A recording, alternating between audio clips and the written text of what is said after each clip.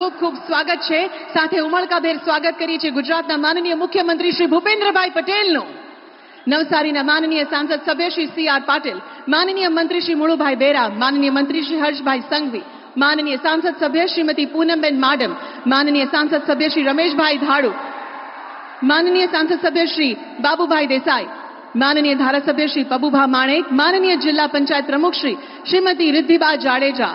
આવો ખૂબ તાળીઓ સાથે ફરી એકવાર સૌ મંચસ્થ મહાનુભાવોનું સ્વાગત કરીએ. આજે પવિત્ર ભૂમિ શ્રી કૃષ્ણના દ્વારકામાં મહોત્સવનો માહોલ છે. આજે દ્વારકાવાસીઓ માટે અનેક ભેટ સોગાતો આપવા માનનીય પ્રધાનમંત્રી શ્રી પધાર્યા છે, ત્યારે તેઓનું માનભેર સ્વાગત કરવા અમે અતિ ઉત્સુક છીએ. સર્વપ્રથમ માનનીય મુખ્યમંત્રી શ્રી ભૂપેન્દ્રભાઈ પટેલે નમ્ર નિવેદન કે આપ માનનીય પ્રધાનમંત્રી શ્રીનું દ્વારકાધીશ મંદિરની પ્રતિકૃતિથી સ્વાગત કરશો.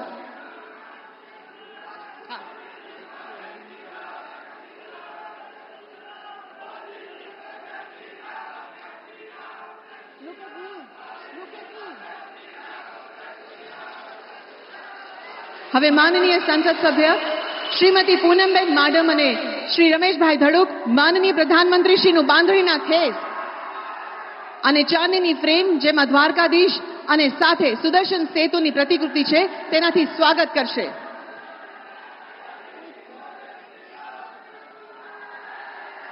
હવે માનનીય સંસદ સભ્ય શ્રી બાબુભાઈ દેસાઈને નમ્ર નિવેદન કે આપ સોના ચાંદીની પાઘડી અને શોલથી માનનીય પ્રધાનમંત્રી શ્રીનું સ્વાગત કરશો.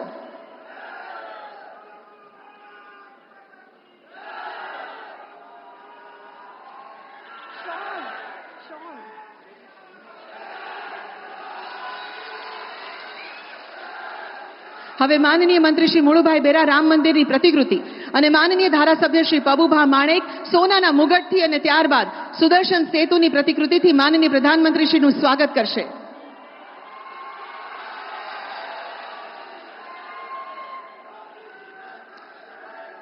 માનનીય પબુભાના પિતાશ્રી વિરમભાનું સ્વપ્ન હતું કે રામ મંદિરનું નિર્માણ થાય, જે માનનીય પ્રધાનમંત્રીશ્રીએ પૂરું કર્યું છે અને આજે એટલે જ વિરમભા પરિવાર તરફથી 90 કિલો ચાંદી રામ મંદિરને ભેટ કરવા જઈ રહ્યા છે.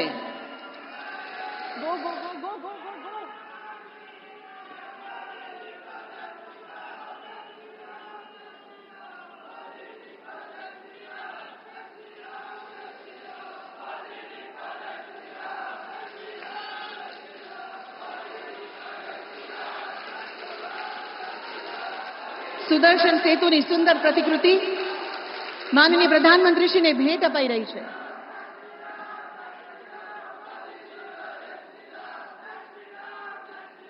ધન્યવાદ.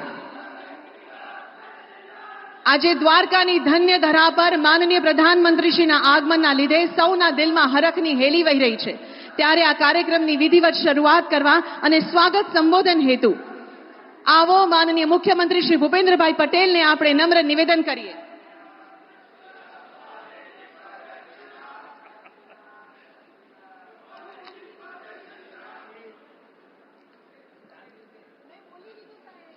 ભગવાન શ્રી કૃષ્ણની નગરી દ્વારકા ખાતે વિકસિત ભારત વિકસિત ગુજરાત અંતર્ગત દેવભૂમિ દ્વારકા જામનગર અને પોરબંદર જિલ્લાના રૂપિયા 4100 કરોડથી વધુના વિવિધ પ્રકલ્પોના લોકાર્પણ અને ખાતમુહૂર્ત પ્રસંગે આપણી સૌની સાથે મંચ ઉપર ઉપસ્થિત આધુનિક ભારતના નિર્માતા, વૈશ્વિક નેતા, વિકાસ પુરુષ આદરણીય વડાપ્રધાન શ્રી નરેન્દ્રભાઈ મોદી સાહેબ, પ્રદેશના યશસ્વી અધ્યક્ષ તથા નવસારીના લોકપ્રિય સાંસદ શ્રી સી.આર. પાટીલજી, મારા સાથી મંત્રી શ્રી મુળુભાઈ બેરા, હર્ષભાઈ સંઘવી, સાંસદ શ્રીમતી પૂનમબેન માડમ, શ્રી રમેશભાઈ ધડુક, રાજ્યસભાના સાંસદ શ્રી બાબુભાઈ દેસાઈ, જિલ્લા પંચાયતના પ્રમુખ શ્રીમતી રિદ્ધિબા જાડેજા, ધારાસભ્ય શ્રી પબુભા માણેક, ચૂંટાયેલા જનપ્રતિનિધિ, સંગઠનના પદાધિકારી, પ્રેસ મીડિયાના મિત્રો તથા વિશાળ સંખ્યામાં ઉપસ્થિત ભાઈઓ બહેનો સૌને મારા નમસ્કાર. વિશ્વના સૌથી લોકપ્રિય નેતા અને યશસ્વી વડાપ્રધાન શ્રી નરેન્દ્રભાઈ મોદીની પ્રેરણાથી ગુજરાતમાં આ અઠવાડિયું વિકાસ ઉત્સવ બની રહ્યું છે. આ વિકાસ ઉત્સવની ભેટ આપનારા આદરણીય શ્રી નરેન્દ્રભાઈ મોદી સાહેબનું શ્રી કૃષ્ણની નગરી દ્વારકાની ભૂમિ પર હૃદયના ઉમળકાથી સૌ ગુજરાતવાસીઓ વતી સ્વાગત કરું છું. હજુ 3 દિવસ પહેલા ગુરુવારે વડાપ્રધાનશ્રીએ ઉત્તર ગુજરાત અને દક્ષિણ ગુજરાત વિસ્તારમાં એક જ દિવસમાં રૂપિયા 57,000 કરોડથી વધુના વિકાસ કામોની ભેટ આપી ઇતિહાસ સર્જ્યો હતો. આજે તેઓ સૌરાષ્ટ્રને કુલ મળીને અંદાજે 52,000 કરોડથી વધારાના કામોનો વિકાસ આપવા આપની વચ્ચે પધાર્યા છે. ભગવાન શ્રી કૃષ્ણની આ નગરી દ્વારકામાં કૃષ્ણ જન્મોત્સવમાં જેવો જન ઉમંગ અને ઉલ્લાસ છલકાતો હોય છે તેવો જ ઉત્સાહ અને વિકાસ ઉત્સાહથી આજે છવાયો છે.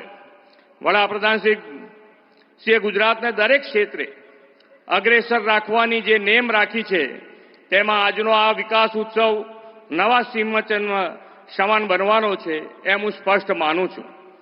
વિકાસના નિત નવા કીર્તિમાન સાથે આપણી પ્રાચીન વિરાસતોની જાળવણી અને સંવર્ધન કરીને વિરાસત બી થકી બહુમુખી વિકાસની આગવી પેટર્ન હવે મોદી સાહેબે નેતૃત્વમાં વિકસાવી છે. શ્રી કૃષ્ણભૂમિ દ્વારકાને આજે મળી રહેલી નવતર ભેટ એ આપણી હજારો વર્ષ જૂની વિરાસતને આધુનિક વિકાસ સાથે જોડનારી ભેટ બનશે. આ કોઈ વિકાસ ઉત્સવ શ્રી કૃષ્ણભૂમિ દ્વારકા શ્રી કૃષ્ણના પરમ સખા મિત્ર સુદામાની નગરી પોરબંદર અને છોટે કાશી તરીકે પ્રખ્યાત જામનગરના સર્વગ્રાહી વિકાસને નવી ગતિ આપશે એ મોદી સાહેબની ગેરંટી છે. વડાપ્રધાનશ્રીના નેતૃત્વમાં દેશમાં શ્રદ્ધા આસ્થાના કેન્દ્ર સમાન યાત્રાધામો સાંસ્કૃતિક ધરોહરના હોલિસ્ટિક ડેવલપમેન્ટનો નવો યુગ શરૂ થયો છે. મહાકાલ ધામ હોય, કેદારનાથ, કાશી વિશ્વનાથ જેવા પવિત્ર યાત્રા સ્થાનોના અદ્યતન વિકાસની સાથે આ ધામોના સર્વગ્રાહી વિકાસથી યાત્રા સુવિધાઓ વિસ્તરી છે. આપણે આ સૌરાષ્ટ્ર હાલાર પંથકનો સમુદ્રી પ્રદેશ હરિહરની ધરતી ગણાય છે. સમુદ્રના એક તટે ભગવાન સોમનાથને હર હર મહાદેવનો નાદ છે તો દ્વારકાના સમુદ્ર તટે શ્રી હરિ ભગવાન કૃષ્ણ બિરાજમાન છે. વડાપ્રધાનશ્રીએ સોમનાથ તીર્થ ક્ષેત્રના સર્વગ્રાહી વિકાસથી પ્રથમ જ્યોતિર્લિંગને વિશ્વ ખ્યાતિ અપાવી છે.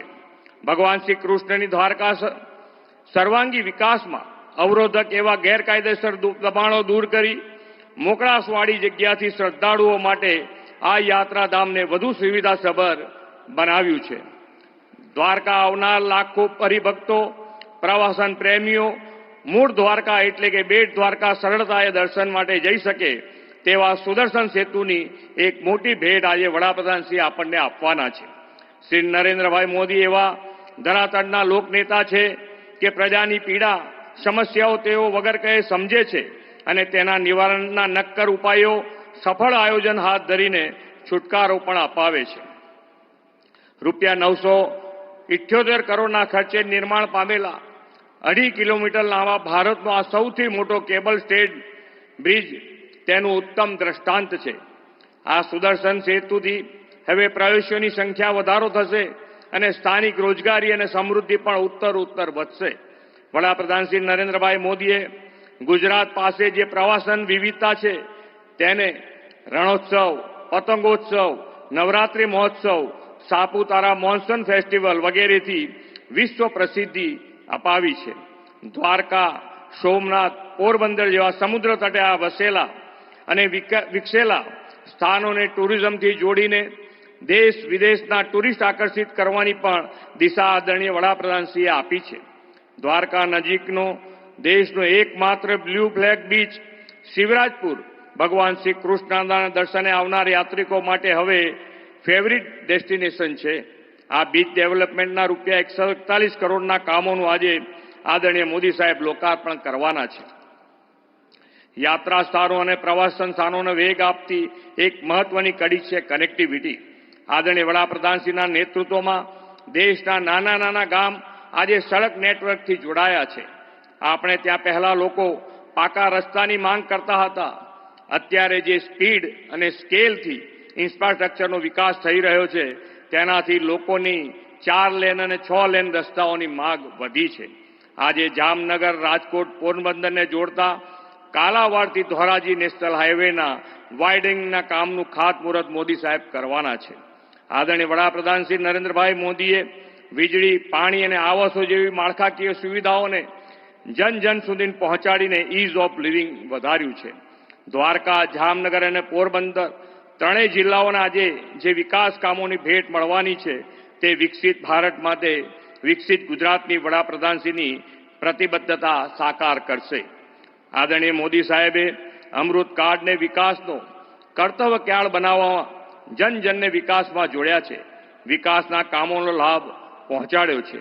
વિકસિત ભારત 2047ના નિર્માણની આ દિશામાં આપણે પણ વિકસિત ગુજરાત 2047થી ઉત્તમ યોગદાન આપીશું એવો વિશ્વાસ આપી આપ સૌનું સ્વાગત કરીને વિરમું છું. ભારત માતા કી જય, વંદે માતરમ, જય જય ગરવી ગુજરાત, જય દ્વારકાધીશ.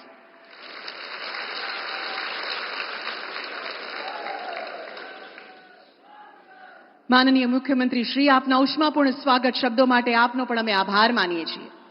આજથી શ્રી કૃષ્ણની ધન્ય ધરાના રહેવાસીઓ અને આ પૌરાણિક નગરીને નમન કરવા પધારનાર દર્શનાર્થીઓને ઓખા અને બેટ દ્વારકાને જોડતો સુદર્શન સેતુ અને સાથે દેવભૂમિ દ્વારકા, જામનગર અને પોરબંદર જિલ્લાને 4100 કરોડથી પણ વધુના વિકાસલક્ષી કાર્યોની ભેટ માનનીય પ્રધાનમંત્રીશ્રીના વરદ હસ્તે મળવા પાત્ર છે. તો આવો દ્વારકા, ગુજરાત અને દેશની વિકાસ યાત્રાને વધુ વેગવંતી બનાવવા માનનીય પ્રધાનમંત્રીશ્રીને નમ્ર વિનંતી કરીએ કે આપ સુદર્શન સેતુ અને વિવિધ વિકાસલક્ષી કાર્યોનું રિમોટ દ્વારા વિધિવત લોકાર્પણ અને ખાતમુહૂર્ત કરશો.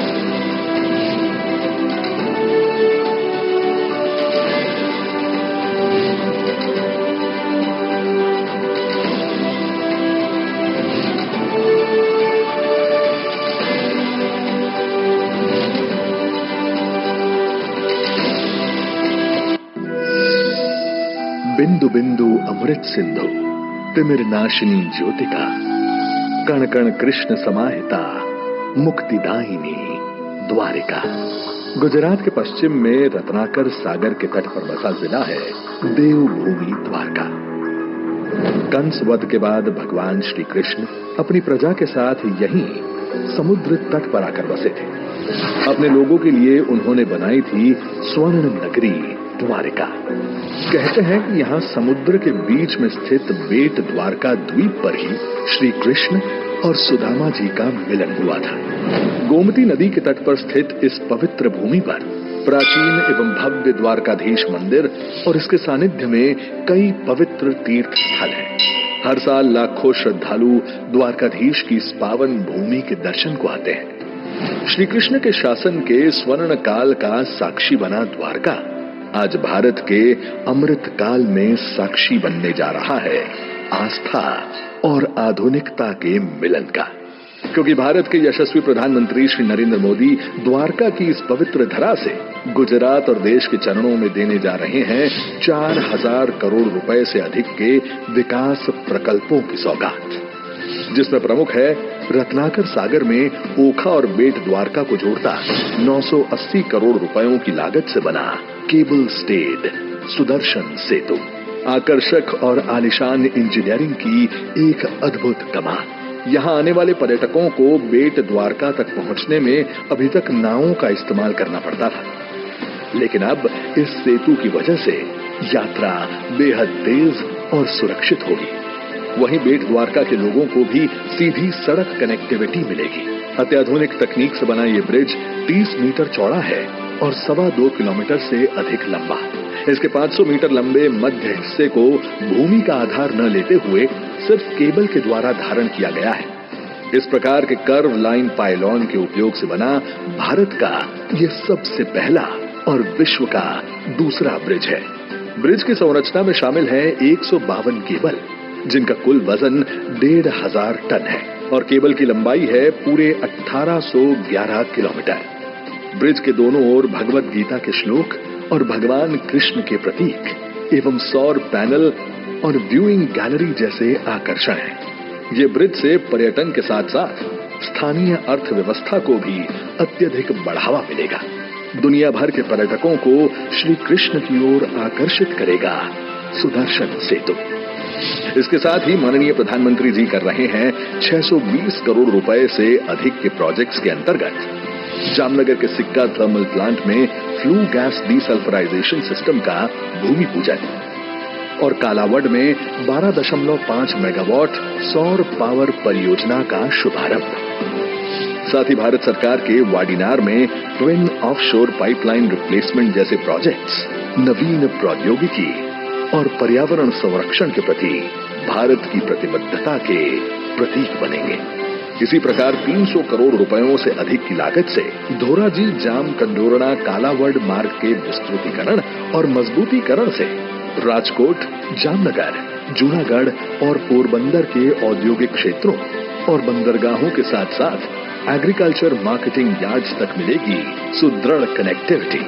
तो राजकोट जेतलसर सोमनाथ एवं जेतलसर वानसजालिया और राजकोट ओखा के बीच इलेक्ट्रिफिकेशन की 600 करोड़ रुपयों से अधिक की रेल सेवाओं के प्रकल्पों का भी माननीय प्रधानमंत्री जी करने वाले हैं लोकार्पण।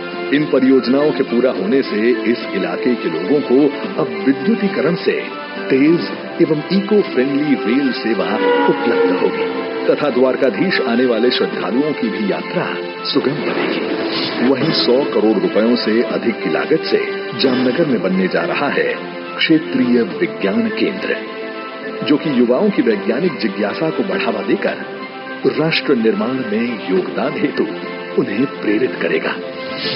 इसी प्रकार जामनगर में 100 करोड़ से अधिक रुपए की सीवेज ट्रीटमेंट प्लांट और ड्रेनेज जैसे कार्य नागरिकों के लिए ईज ऑफ लिविंग में अभिवृद्धि करेंगे।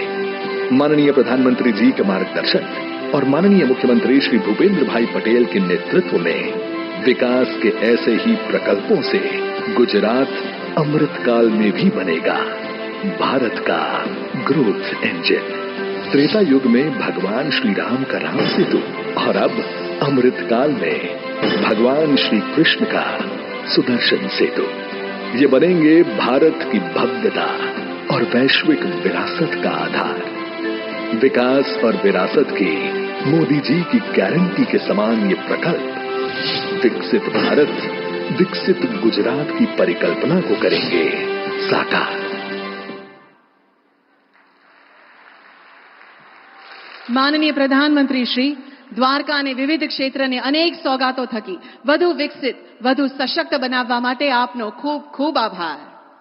जिनकी उच्च ऊर्जा, अद्वितीय कार्यक्षमता एवं प्रतिबद्धता ने देश को एक नई ऊंचाइयों की ओर ले जाने का मार्ग प्रशस्त किया है, ऐसे सशक्त, समृद्ध और समर्पित भारत देश के विकास पुरुष और यशस्वी प्रधानमंत्री श्री नरेंद्र मोदी जी को आइए तालियों की बौछार के साथ उनके विशेष संबोधन के लिए सादर आमंत्रित करते हैं।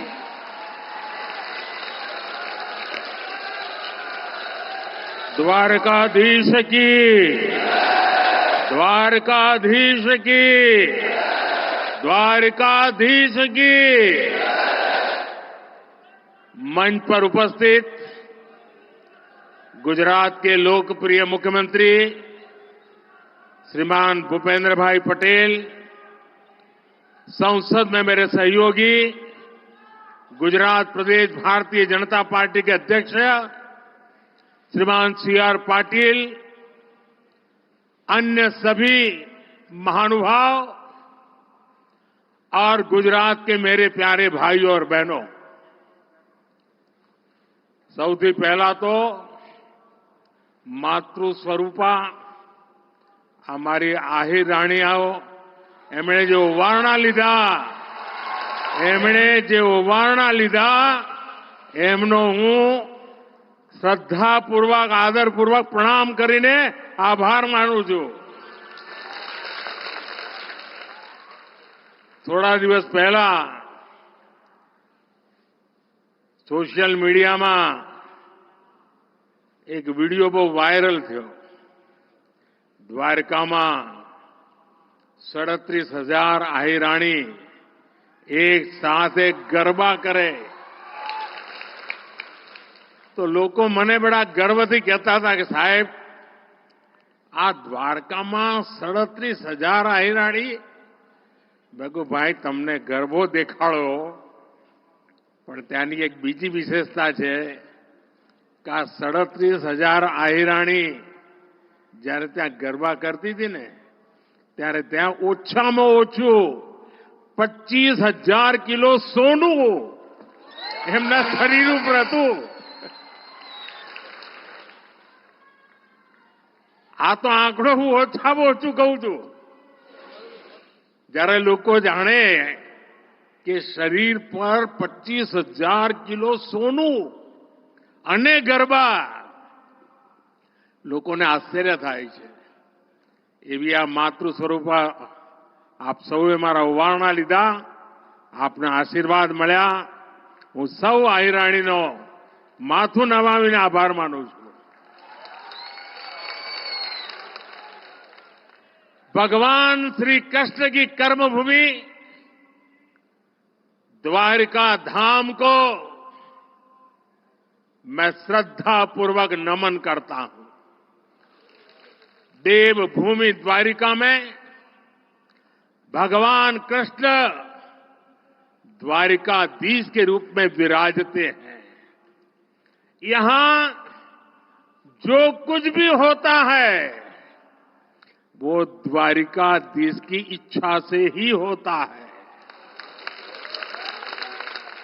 आज सुबह मुझे मंदिर में दर्शन का पूजन का सौभाग्य मिला.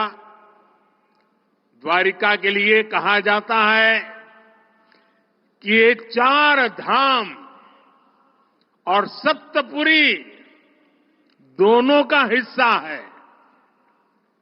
यहां आदि शंकराचार्य जी ने 4 पीठों में से एक शारदा पीठ की स्थापना की. यहां नागेश्वर ज्योतिर्लिंग है, रुक्मिणी देवी मंदिर है, आस्था के ऐसे अनेक केंद्र है. और मुझे बीते दिनों देश काज करते करते देव काज के निमित्त देश के अनेक तीर्थों की यात्रा का सौभाग्य मिला है. आज द्वारिका धाम में भी उसी दिव्यता को अनुभव कर रहा हूं. आज सुबह ही मुझे ऐसा एक और अनुभव हुआ. मैंने वो पल बिताए जो जीवन भर मेरे साथ रहने वाले हैं. मैंने गहरे समुद्र के भीतर जाकर प्राचीन द्वारिका जी के दर्शन किए.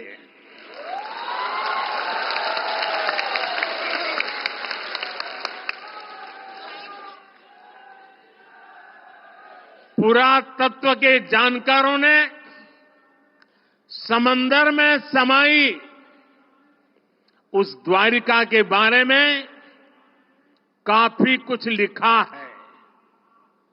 हमारे शास्त्रों में भी द्वारिका के बारे में कहा गया है, भविष्यति पुरी रम्या सद्वारा प्राज्ञ तोरणा चयाट्टलाकल केयूरा पृथिव्याम ककुदोपमा अर्थात सुंदर द्वारों और ऊंचे भवनों वाली ये पुरी पृथ्वी पर शिखर जैसी होगी। कहते हैं भगवान विश्वकर्मा ने खुद इस द्वारिका नगरी का निर्माण किया था। द्वारका नगरी भारत में श्रेष्ठ नगर, उसका आयोजन, उसका विकास का एक उत्तम उदाहरण था। आज जब मैं गहरे समुद्र के भीतर द्वारिका जी के दर्शन कर रहा था तो मैं पुरातन वही भव्यता, वही दिव्यता मनोमन अनुभव कर रहा था। मैंने वहां भगवान श्री कृष्ण को, द्वारकाधीश को प्रणाम किया, उन्हें नमन किया। मैं अपने साथ मोर पंख भी ले कर गया था, जिसे मैंने प्रभु कृष्ण का स्मरण करते हुए वहां अर्पित किया। मेरे लिए कई वर्षों से, जब मैंने पुरातत्वविदों से ये जाना था, तो एक बहुत बड़ी जिज्ञासा थी। मन करता था कभी न कभी समुद्र के भीतर जाऊंगा और उस द्वारिका नगरी के जो भी अवशेष हैं उसे छू करके श्रद्धा भाव से नमन करूंगा। अनेक वर्षों की मेरी वो इच्छा आज पूरी हुई। मेरा मन बहुत गदगद है, मैं भाव विभोर हूं। दशकों तक जो सपना संजोया हो और उसे आज उस पवित्र भूमि को स्पर्श कर करके पूरा हुआ होगा, आप कल्पना कर सकते हैं मेरे भीतर कितना अभूत आनंद होगा। साथियों, 21वीं सदी में भारत के वैभव की तस्वीर भी मेरी आंखों में घूम रही थी और मैं लंबे समय तक अंदर रहा। मैं समुद्र द्वार और आज के यहां देर आई आने में उसका कारण भी मैं अंदर काफी देर रुका रहा। मैं समुद्र द्वारका के उस दर्शन से विकसित भारत के संकल्प को और मजबूत करके आया हूं। साथियों, आज मुझे सुदर्शन सेतु के लोकार्पण का भी सौभाग्य मिला है। 6 साल पहले मुझे इस सेतु के शिलान्यास का अवसर मिला था। ये सेतु ओखा को बेट द्वारका द्वीप से जोड़ेगा। ये सेतु द्वारकाधीश के दर्शन भी आसान बनाएगा और यहां की दिव्यता को भी 4 चांद लगा देगा। जिसका सपना देखा, जिसकी आधारशिला रखी, उसको पूरा किया। यही ईश्वर रूपी जनता जनार्दन के सेवक मोदी की गारंटी है। सुदर्शन सेतु सिर्फ एक सुविधा भर नहीं है, बल्कि ये इंजीनियरिंग का भी कमाल है।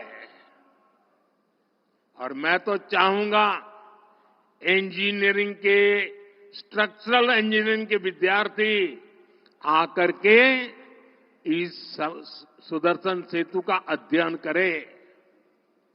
ये भारत का अब तक का सबसे लंबा केबल आधारित ब्रिज है। मैं सभी देशवासियों को इस आधुनिक और विराट सेतु के लिए बहुत बहुत बधाई देता हूं। અને આજે જ્યારે આવડું મોટું કામ થાય છે ત્યારે એક જૂની વાત યાદ આવે છે। રશિયામાં અસ્ટ્રાખાન નામનું એક રાજ્ય છે। ગુજરાત અને અસ્ટ્રાખાન સાથે સિસ્ટર સ્ટેટનો આપણો નાતો છે। તો જ્યારે હું મુખ્યમંત્રી હતો ત્યારે રશિયાના એ અસ્ટ્રાખાન રાજ્યમાં એમણે મને નિમંત્રણ આપ્યું, હું ગયો હતો। અને જ્યારે ત્યાં ગયો તો મારા માટે આશ્ચર્ય હતું કે ત્યાં જે સારામાં સારી બજાર હોય, મોટામાં મોટો મોલ હોય તો એનું નામ ઓખા ઉપર જ હોય। બધાના નામ પર ઓખા। મેં કહ્યું કે ઓખા કેમ રાખ્યું છે? તો સદીઓ પહેલા આપણા લોકો અહીંથી વેપાર માટે ત્યાં જતા અને અહીંથી જે ચીજો જાય એને ત્યાં ઉત્તમમાં ઉત્તમ ચીજો માનવામાં આવતી। એના કારણે જે સદીઓ પછી પણ ઓખા નામની દુકાન હોય, ઓખા નામનો મોલ હોય તો ત્યાંના લોકોને લાગે કે આ ખૂબ ઊંચી ગુણવત્તાવાળી વસ્તુ અહીંયા મળે છે। એ જે સદીઓ પહેલા આ મારા ઓખાની જે આબરૂ હતી ને, આ સુદર્શન સેતુ બન્યા પછી ફરી એકવાર દુનિયાના નકશામાં મારું ઓખા ચમકવાનું છે। साथियों, आज जब मैं सुदर्शन सेतु को देख रहा तो कितनी ही पुरानी बातें भी याद आ रही है। पहले द्वारका और बेट द्वारका के लोगों को, श्रद्धालुओं को फेरी बोट पर निर्भर रहना पड़ता था। पहले समंदर और फिर सड़क से लंबा सफर करना पड़ता था। यात्रियों को परेशानी होती थी और अक्सर समंदर की ऊंची लहरों के कारण कभी कभी बोट सेवा बंद भी हो जाती थी। इससे श्रद्धालुओं को बहुत परेशानी होती थी। जब मैं मुख्यमंत्री था तो यहां के साथी जब भी मेरे पास आते थे तो ब्रिज की बात जरूर करते थे। और हमारे शिव हमारे पबूबा, उनका एक एजेंडा था कि ये काम मुझे करना है। आज मैं देख रहा हूं कि पबूबा सबसे ज्यादा खुश है।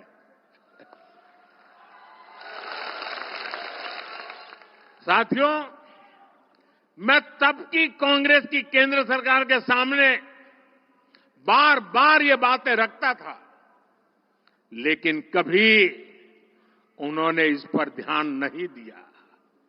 इस सुदर्शन सेतु का निर्माण यह भी भगवान श्री कृष्ण ने मेरे ही भाग्य में लिखा था।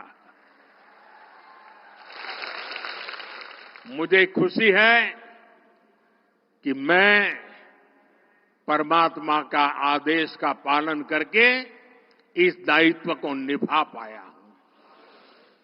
इस पुल के बनने से अब देश भर से यहां आने वाले श्रद्धालुओं को बहुत सुविधा होगी। इस पुल की एक और विशेष बात है, इसमें जो शानदार लाइटिंग हुई है उसके लिए बिजली पुल पर लगे सोलर पैनल से ही जुटाई जाएगी। सुदर्शन सेतु में 12 टूरिस्ट गैलरी बनाई गई है। आज मैंने भी इन गैलरियों को देखा है। ये अद्भुत है, बहुत ही सुंदर है, सुदर्शन ही है। इनसे लोग अथाह नीले समंदर को निहार पाएंगे। साथियों, आज इस पवित्र अवसर पर मैं देवभूमि द्वारका के लोगों की सराहना भी करूंगा। यहां के लोगों ने स्वच्छता का जो मिशन शुरू किया है, और मेरे पास लोग सोशल मीडिया से वीडियो भेजते थे कि द्वारिका में कितनी जबरदस्त सफाई का काम चल रहा है। आप लोग खुश है ना? તમારા બધાને આનંદ થયો ના સફાઈ થઈ તો? એકદમ બધું સાફ સાફ લાગે છે ને? પણ હવે તમારી જવાબદારી શું? પાછું મારે આવવું પડશે સાફ કરવા? એ તમે આને સાફ રાખશો કે નહીં? જરા હાથ ઊંચા કરીને કહો. હવે આપણે દ્વારકાને ગંદી નહીં થવા દઈએ. મંજૂર? मंजूर? देखिए, विदेश के लोग यहां आएंगे, अनेक श्रद्धालु आएंगे। जब वो स्वच्छता देखते हैं ना, तो आधा तो उनका मन आप जीत ही लेते हैं। साथियों, जब मैंने देशवासियों को नए भारत के निर्माण की गारंटी दी थी, तो ये विपक्ष के लोग जो आए दिन मुझे गाली देने के शौकीन है, वो उसकी भी मजाक उड़ाते थे। आज देखिए, लोग नया भारत अपनी आंखों से बनता हुआ देख रहे हैं। जिन्होंने लंबे समय तक देश पर शासन किया, उनके पास इच्छा शक्ति नहीं थी। सामान्य जन को सुविधा देने की नीयत और निष्ठा में खोट थी। कांग्रेस की पूरी ताकत एक परिवार को ही आगे बढ़ाने में लगती रही। अगर एक परिवार को ही सब कुछ करना था, तो देश बनाने की याद कैसे आती? इनकी पूरी शक्ति इसी बात पर लगती थी कि 5 साल सरकार कैसे चलाएं, घोटालों को कैसे दबाएं। तभी तो 2014 से पहले के 10 सालों में भारत को ये सिर्फ 11वें नंबर की इकोनॉमी बना पाए। जब अर्थव्यवस्था इतनी छोटी थी, तो इतने विराट देश के ऐसे विराट सपनों को पूरा करने का सामर्थ्य भी उतना नहीं था। जो थोड़ा बहुत बजट इंफ्रास्ट्रक्चर के लिए रहता था, वो ये घोटाले करके लूट लेते थे। जब देश में टेलीकॉम इंफ्रास्ट्रक्चर को बढ़ाने का समय आया, कांग्रेस ने 2G घोटाला कर दिया। जब देश में स्पोर्ट्स इंफ्रास्ट्रक्चर को आधुनिक बनाने का अवसर आया, कांग्रेस ने कॉमनवेल्थ घोटाला कर दिया। जब देश में डिफेंस इंफ्रास्ट्रक्चर को मजबूत करने की बारी आई, कांग्रेस ने हेलीकॉप्टर और सबमरीन घोटाला कर दिया। देश की हर जरूरत के साथ कांग्रेस सिर्फ विश्वासघात ही कर सकती है। साथियों, 2014 में जब आप सभी ने मुझे आशीर्वाद देकर दिल्ली भेजा, तो मैं आपसे वायदा करके गया था कि देश को लूटने नहीं दूंगा।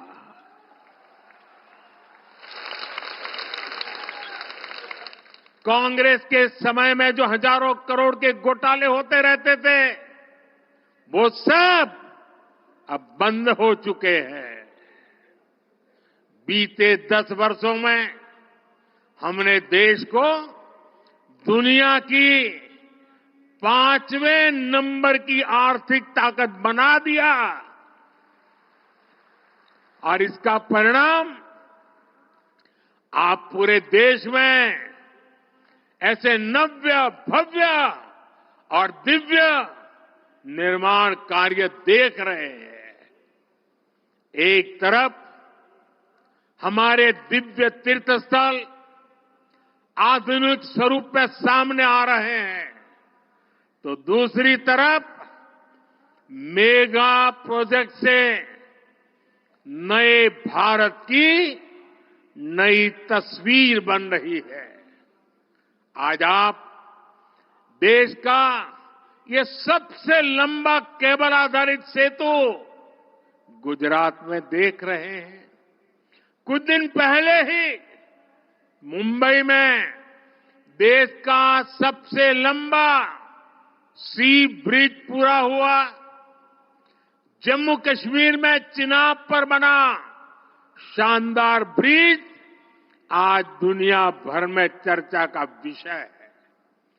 तमिलनाडु में भारत का पहला vertical lift bridge new Pamban bridge भी तेजी से काम चल रहा है।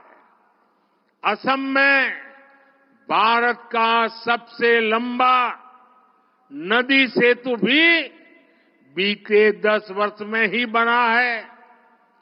पूरब, पश्चिम, उत्तर, दक्षिण चारों तरफ ऐसे बड़े निर्माण हो रहे हैं। यही आधुनिक कनेक्टिविटी समृद्ध और सशक्त राष्ट्र के निर्माण का रास्ता है। साथियों, जब कनेक्टिविटी बढ़ती है, जब कनेक्टिविटी बेहतर होती है, तो इसका सीधा प्रभाव देश के पर्यटन पर पड़ता ही है। गुजरात में बढ़ती हुई कनेक्टिविटी राज्य को बड़ा टूरिस्ट हब बना रही है। आज गुजरात में 22 सेंचुरीज और 4 नेशनल पार्क हैं। हजारों वर्ष पुराने पोर्ट सिटी लोथल की चर्चा दुनिया भर में है। आज अहमदाबाद शहर, रानी की वाव, चांपानेर और धौलावीरा वर्ल्ड हेरिटेज बन चुके हैं।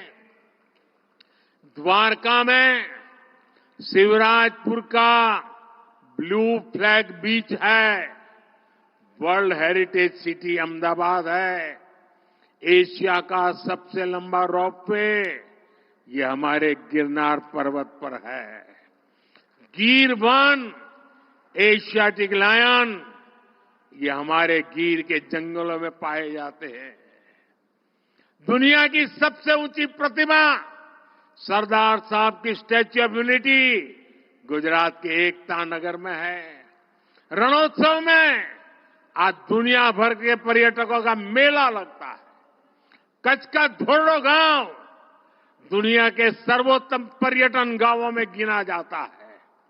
नड़ाबेट राष्ट्रभक्ति और पर्यटन का एक महत्वपूर्ण केंद्र बन रहा है। विकास भी, विरासत भी, इस मंत्र पर चलते हुए गुजरात में आस्था के स्थलों को भी संवारा जा रहा है।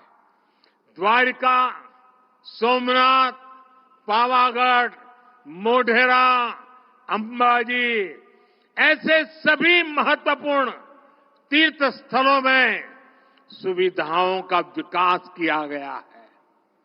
अंबाजी में ऐसी व्यवस्था की गई है कि 52 शक्तिपीठों के दर्शन एक जगह हो जाते हैं। आज गुजरात भारत आने वाले विदेशी पर्यटकों की पसंद बनता जा रहा है। वर्ष 2022 में भारत आए 85 लाख से अधिक पर्यटकों में हर 5वां पर्यटक गुजरात आया है। पिछले वर्ष अगस्त तक करीब 15.5 लाख पर्यटक गुजरात आ चुके हैं।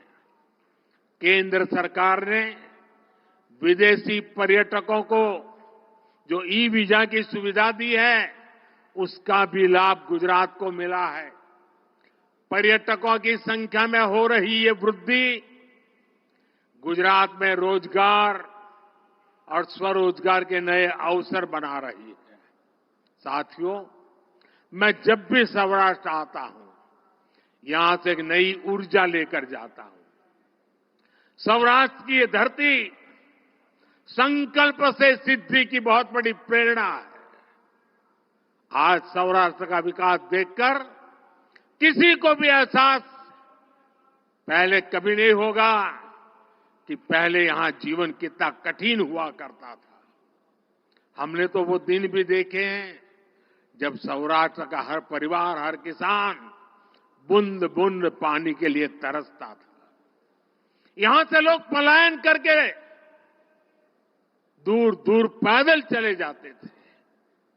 जब मैं कहता था कि जिन नदियों में साल भर पानी रहता है, वहां से पानी उठाकर सौराष्ट्र और कच्छ में लाया जाएगा, तो ये कांग्रेस के लोग मेरी मजाक उड़ाते थे।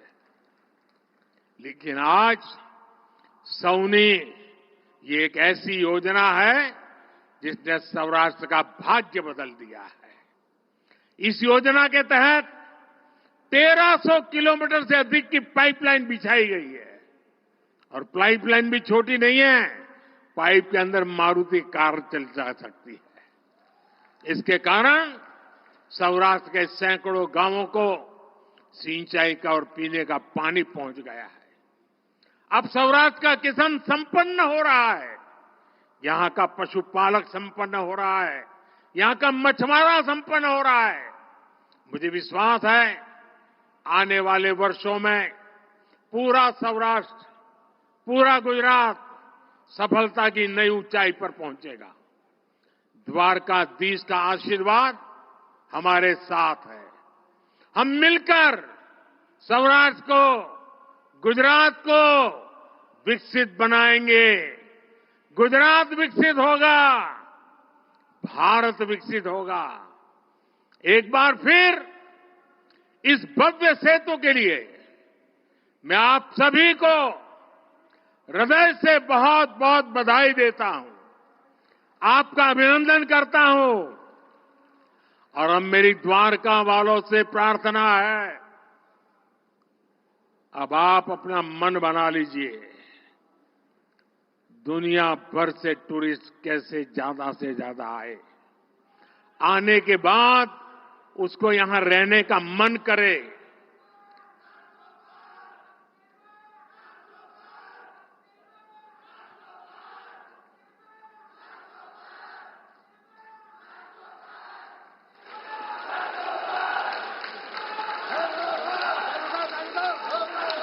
मैं आपकी इस भावना का आदर करता हूं। मेरे साथ बोलिए, द्वारिकाधीश की, द्वारिकाधीश की, द्वारिकाधीश की, भारत माता की, भारत माता की, भारत माता की। बहुत बहुत धन्यवाद।